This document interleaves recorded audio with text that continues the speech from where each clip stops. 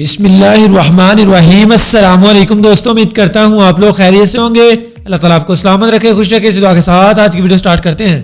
آج ہم بات کریں گے شاہ دلہا کے چوہے کے بارے میں۔ تو چینل پہ نئے ہیں جلدی سے سبسکرائب کریں اور ویڈیو کو لائک کریں، شکریہ۔ شاہ دلہا کے چوہے کی اصطلاح ان مخصوص بچوں کے لیے استعمال کی جاتی ہے جو شاہ دلہا کے مزار پر پائے جاتے ہیں۔ یہ مزار گجرات پاکستان میں واقع ہے۔ 16ویں صدی عیسوی کے آخر میں واحد اکبر بادشاہ دولہے شاہ نام کے ایک نیک اور برگزیدہ بزرگ گجرات کے نزدیک قیام پذیر ہوئے۔ شاہ سہرور دی سلسلہ سے تعلق رکھتے تھے۔ انہیں پرندے اور جانور بہت پسند تھے۔ ایک حکایت کے مطابق کئی بار وہ اپنے پسندیدہ جانوروں کے سر پر ایک مٹی کی ٹوپی رکھ دیا کرتے تھے اور ان کے سروں کو مکمل ڈھانپ کر رکھتے تھے۔ ان کا آستانہ عام لوگوں کے لیے ہر وقت کھلا رہتا تھا۔ بانجھا عورتیں ان سے دعا کروانے کے لیے دور دراز کے علاقوں سے حاضر ہوتی تھی۔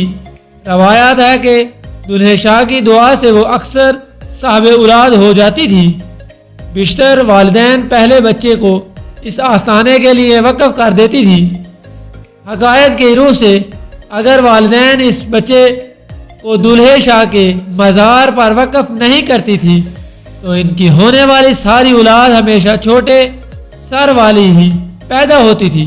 روایات یہاں تک موجود ہے کہ اگر بچے کو اس آستانے پر نہیں لایا جاتا تھا تو وہ بڑا ہو کر خود بخود یہاں پہنچ جاتا تھا۔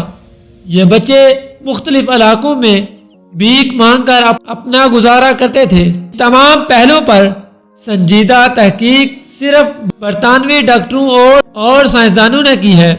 اس کے علاوہ چند برطانوی افسران جو گجرات میں تعینات رہے نے بھی ان بچوں کا بغور مشاہدہ کیا اور مختلف رپورٹس مرتب کی۔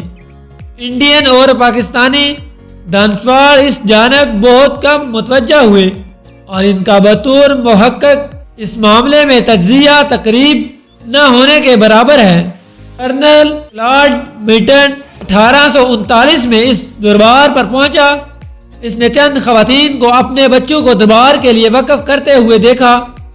اس کے مطابق یہ رسم بہت پہلے سے چلی آ رہی تھی۔ بچوں کی جسمانی حالت کے متعلق اس نے لکھنے سے گریز کیا ہے۔ 1866 میں ڈاکٹر جانسٹن دلہے شاہ کے دربار پر آیا۔ اس کو وہاں 9 بچے ملے۔ ان بچوں کی عمریں 10 اور 19 برس کے درمیان تھی۔ ان تمام بچوں کے سر بہت چھوٹے تھے اور وہ دلہے شاہ کے چوہے کہلاتے تھے۔ ڈاکٹر جانسن وہ پہلا سائنسدان تھا جس نے بتایا کہ ان تمام بچوں کے سروں کو اولادی خود یا کسی اور مکینیکل طریقے سے چھوٹا کیا گیا ہے۔ 1879 میں ہیری رپورٹ کارنیٹ نے اس دربار پر تحقیق کی۔ اس نے لکھا کہ ہر سال تقریباً 2 سے 3 بچوں کو دربار کے لیے وقف کر دیا جاتا ہے۔ اس نے معصوم بچوں کو چوہا بنانے کے متعلق لکھا کہ ان بچوں کے سروں کو مکینیکل طریقے سے چھوٹا کیا جاتا ہے اور اس میں مختلف حربے اختیار کیے جاتے ہیں۔ مٹی کی ہنڈیاں اور دھات سے بنے ہوئے خود بھی ان بچوں کو چوہوں میں تبدیل کر دیتے ہیں۔ فلور اینسٹل نے 1886 میں ان بدقسمت بچوں کے متعلق لکھا کہ دربار پر یہ بچے بالکل تندرست یا صحت مند ہوتے ہیں اور ان میں کسی کا سر چھوٹا نہیں تھا، مگر مقامی لوگوں نے چند گروہ ان تندرست بچوں کو پورے ہندوستان میں فروخت کر دیتے تھے اور ان کی جگہ چھوٹے سر والے بچے لے آتے تھے۔ اکثر والدین اپنے معذور بچوں کو ان گروہوں کے حوالے کر دیتے تھے کیونکہ یہ بچے ان کے لیے مکمل بوجھ تھے۔ کیپٹن ایونز نے 1902 میں اس دربار پر بھرپور تحقیق کی۔ اس وقت تک یہ بچے 600 کے قریب ہو چکے تھے۔ اس نے بچوں کے سروں کو زبردستی چھوٹا کرنے کی تھیوری کو تسلیم کرنے سے بالکل انکار کر دیا۔ اس کے بیکول یہ ایک بیماری تھی اور اس طرح کے بچے شاہ دلہا کے مزار کے علاوہ پورے ہندوستان میں پائے جاتے تھے۔ اس نے لکھا کہ اس طرح کے بچے بیکروپلک کہلاتے ہیں اور یہ بچے اس نے برطانیہ میں بھی دیکھے ہیں۔ اس کے نزدیک دولہے شاہ کا مزار اس مہلک بیماری میں مبتلا بچوں کے لیے ایک سماجی پناہ گاہ ہے، مگر اس نے ان بچوں کے ساتھ نارسلوک کے متعلق بہت سخت الفاظ استعمال کیے۔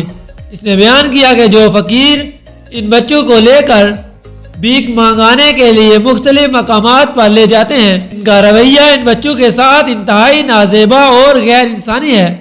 1902 میں کئی بچوں کو سالانہ 17 سے 20 روپے کے اوز کرائے پر دے دیا جاتا تھا۔ 1969 میں محکمہ اوقاف نے اس دوران اس دربار کو اپنی تحویل میں لے لیا اور چوہے بنانے کے کام کو قانونی طور پر بند کر دیا۔ اس کے باوجود یہ عمل آج بھی جاری ہے اور آج بھی 10,000 سے زائد بچے اس مزار میں رہتے ہیں، جن میں سے بیشتر کا تعلق گجرات سے ہے۔ اگر آپ کو ویڈیو پسند آئی ہو تو ہمارے چینل کو سبسکرائب کریں تاکہ مزید اس طرح کی ویڈیو آپ تک پہنچ سکیں۔ ملتے ہیں ایک نئی اور اچھی ویڈیو کے ساتھ، تب تک کے لیے اللہ حافظ۔